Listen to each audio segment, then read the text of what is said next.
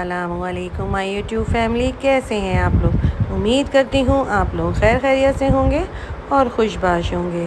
अपने नए व्लॉग का आगाज़ एक नई सुबह के साथ। आज तो समझ ही नहीं आ रहा था कि काम कहाँ से शुरू करूँ। बस सुबह हो गई थी, मासी आ गई थी। आज तो नाश्ते में हमने बिरयानी खा ली थी। मैंने बिरयानी गरम कर लिया था क्योंकि काफ़ी सारी बिरयानी बच गई थी।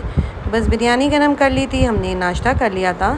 उसके बाद फिर वही रूटीन के जो काम है उसका आगाज़ शुरू कर दिया था। गमलों में पानी दे दिया था और बाहर आके गार्डन में भी पानी दे दिया था। आज मैंने सोचा था कि सब्ज़ी काटने वाला सारा काम जो है वो मैं आहिस्ता आहिस्ता करना शुरू कर दूं।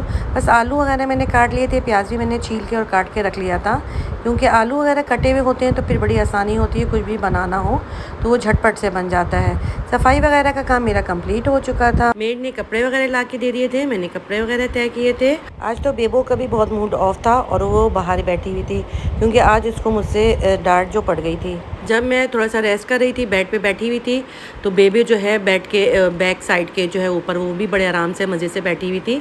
इतने में मासी आ गई। मासी ने कहा कि मैं जा रही हूँ, तो बेबो जो है वो एकदम से डर गई उससे और उछल कर जो है वो बेड पे कूदने लगी। वो बेड पे तो क्या कूदती, वो मेरे सर के ऊपर कूद गई और जिससे मुझे तकलीफ़ भी होने लग गई थी और फिर मैंने उसको बहुत डांटा था और मेरे डांटने की वजह से इसका मूड जो है वो बहुत ज़्यादा ऑफ हो चुका था। जिनके घर में पर्शियन कैट होगी उन सबको अंदाज़ा होगा कि ये कितने नखरे वाली होती हैं और कितनी मोटी होती हैं। बेबो बहुत ज़्यादा अच्छी है, बहुत सेंसिटिव है और बहुत ज़्यादा हम लोगों से प्यार करती है, मगर ये भी बस एक इत्तफाकिया ही ऐसा चीज़ हो गई थी जिससे बेबो खुद बहुत ज़्यादा परेशान हो गई थी। मुझे ग्रॉसरी वगैरह लेनी थी तो मैंने सोचा कि ग्रॉसरी भी ले लूँ और थोड़ा सा जो है वो बहरिया का राउंड भी लगा लूँ। बस राउंड लगाने के बाद और पेट्रोल वगैरह डलवाने के बाद फिर मैं मरहबा आ गई थी ग्रॉसरी का सामान लेने। जब मुझे पूरे मंथ की ग्रॉसरी लेनी होती है तो मैं फिर इम्तियाज़ से लेती हूँ, मगर चूँकि मैं काफ़ी सारी चीज़ें पहले ही ले आई थी तो मैं फिर मरहबा में आ गई थी क्योंकि मरहबा में अक्सर ये होता है कि बहुत सी चीज़ें ऐसी होती हैं जो शॉर्ट हुई हुई होती हैं। शॉर्ट तो नहीं, आप ये कह सकते हैं कि वो उस वक्त अवेलेबल नहीं होती है जिसकी वजह से वो फिर हमें मिल नहीं पाती।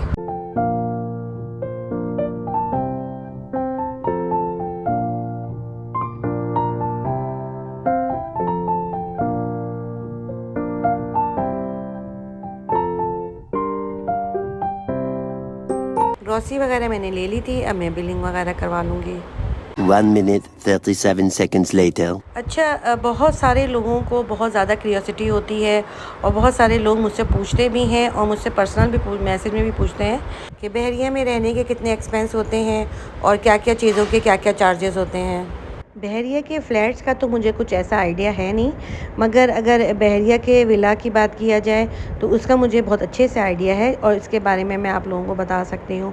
अब जैसे कि बहरिया के 200 विला की जो रेंट है वो तकरीबन आज से 4-5 महीने पहले तक 65,000 तक चला गया था। जब से पेट्रोल महंगा हुआ है तो रेंट जो है वो कम हो गया है और 40,000 तक भी आ गया है। मगर बहुत से ऐसे ओनर हैं जो अपने विला की जो रेंट है वो कम नहीं कर रहे हैं, तो पहले के रहने वाले जो हैं वो 55-60 इसी तरह का दे रहे हैं। जो अब आ रहे हैं वो लोग 45,000 या 40,000 दे रहे हैं। खाने में मैं आज बर्गर बना रही थी। उस दिन मैं कारफोर से क्रिस्पी फिलर लेकर आई थी, वो मेरे पास रखे हुए थे फ्रीज़ हुए हुए, और अभी मैं मार्ट से बन भी ले आई थी। तो मैं फिर फटाफट से अपने जो ये बर्गर्स हैं वो रेडी करूँगी और साथ में आपसे बातें भी करती जाऊँगी। बहरिया में रहने की सबसे मेन चीज़ यहाँ की इलेक्ट्रिसिटी है। बहुत से लोग ऐसे हैं जिन्होंने सोलर सिस्टम भी लगाया हुआ है। नॉर्मली जो लोग रह रहे हैं वो तो बिल ही पे कर रहे हैं, तो ये अक्सर यूनिट्स जो हैं उसके प्राइजेस भी चेंज हो जाते हैं।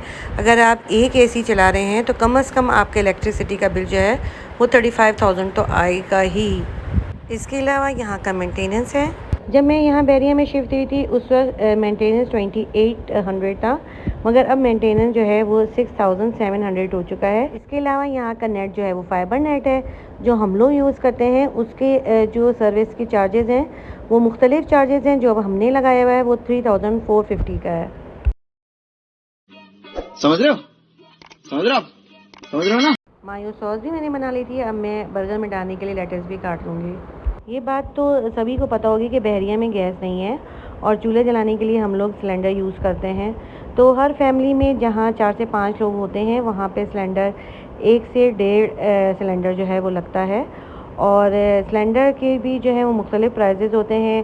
पहले जब हम बहरिया में आज से 2-2.5 साल पहले आए थे, उस वक्त 1800 का था और फिर ये 3500 तक भी पहुंच गया था, और अब आजकल जो है ये 27-2800 का जो है वो मिल रहा है। पहले पानी का बिल यहाँ पे नहीं होता था, मगर काफ़ी लोग पानी ज़ाया भी करते थे। हालांकि अगर बहरिया के मेंटेनेंस वाले देख लेंगे कहीं पे गैराज वगैरह धोया जा रहा है, ये गाड़ी धोई जा रही है, तो फ़ौरन जो है वो तस्वीरें खींच लेते थे और उस पर पेनल्टी लगती थी। मगर अब पानी का ये इंतज़ाम हो गया है कि पानी का भी बिल आता है, और तकरीबन कम से कम जो है वो पानी का बिल 2500 होता है, और ज़्यादा से ज़्यादा तो खैर कितना ही होता होगा, मगर नॉर्मली जो है अगर 4 से 5 आपके घर में लोग रहते हैं या 3 लोग रहते हैं तो आपका 3500 तक तो बिल आता ही आता है। ज़ाहिर है जिनके घर में ड्राइवर्स हैं, आप उनका भी फिर लगा ली सैलरी के 25,000 तक तो देते हैं। और अगर आपने मेड रखा हुआ है, अगर हेल्पर बॉय रखा हुआ है, तो अगर वो कुकिंग करता है तो समझ लें कि फिर उसके जो है सैलरी 25,000 तक जाती है। और अगर सिर्फ ऐसा हेल्पर है जो आपका ऊपरी काम वगैरह करता है तो 15,000 तक जो है उसकी सैलरी होती है। और अगर आप मासी भी रखती हैं हेल्पर, तो उसका भी तकरीबन आपके काम पे डिपेंड करता है कि आप कितना काम करवा रहे हैं। मज़ा आया। मज़ेदार से बर्गर रेडी हो गए थे और फिर हम लोगों ने बर्गर खाया। बर्गर बहुत ही मज़ेदार था, बाहर से ज़्यादा मज़े का था। और बेबो से जो है वो मेरी दोस्ती भी हो गई थी, बेटे ने मेरी दोस्ती करा दी थी और फिर बेबो ने मुझसे हाथ मिला लिया था। इसी के साथ मुझे दीजिए इजाज़त, अपना ढेर सारा ख्याल रखिएगा। अल्लाह हाफिज़। खत्म। Bye bye, tata, good bye, गया।